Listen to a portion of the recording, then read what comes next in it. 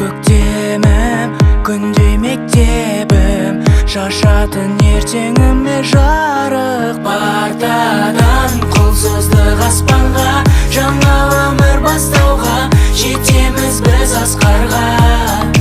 Бартадан құлсыздық аспанға, жаңа өмір бастауға, жетеміз біз асқарға.